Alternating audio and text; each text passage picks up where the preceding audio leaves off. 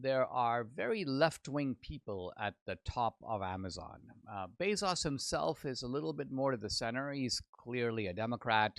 I think he's on board with the left, at least in some respects, maybe not on taxes and a couple of other issues. He may be economically somewhat more conservative.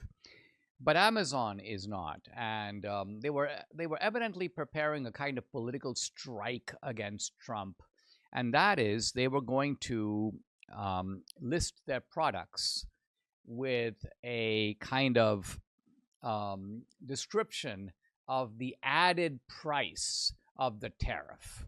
So if there are tariffs on China, the idea would be we're going to show you that this product costs $8, but because of the tariff, it's going to cost $16. And of course, the idea here was to rub it into the American consumer and make the American consumer angry at Trump for having these tariffs.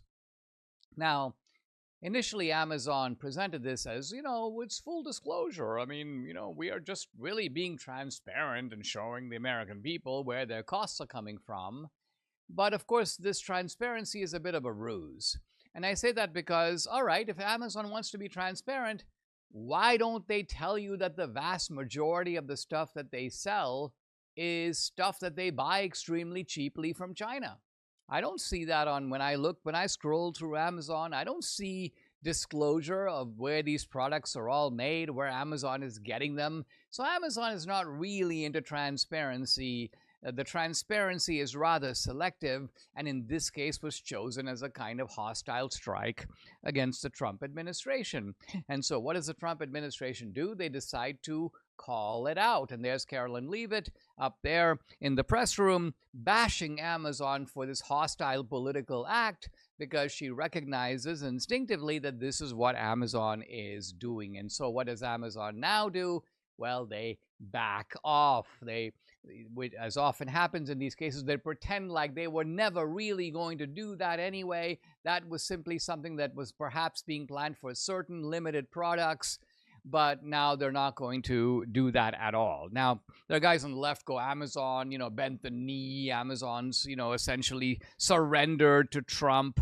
The left is so used to the media and the entertainment industry and giant corporations all acting as sort of extensions of the Democratic Party, that when they don't, it's kind of like, why are you doing this? Why are you behaving this way? You're supposed to be a pawn of us.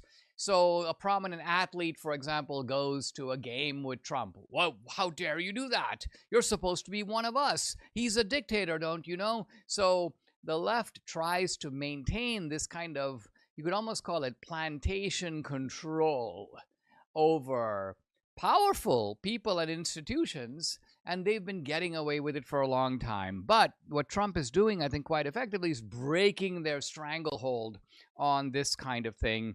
And Bezos clearly has made a calculation. Listen, I like being on the left. I like the cultural trophies. I like walking around. I'm the owner of the Washington Post. But I also don't want to cross the Trump administration too much, because that could be very costly for me and for my business. For full shows, live and on demand, it's Salem News Channel.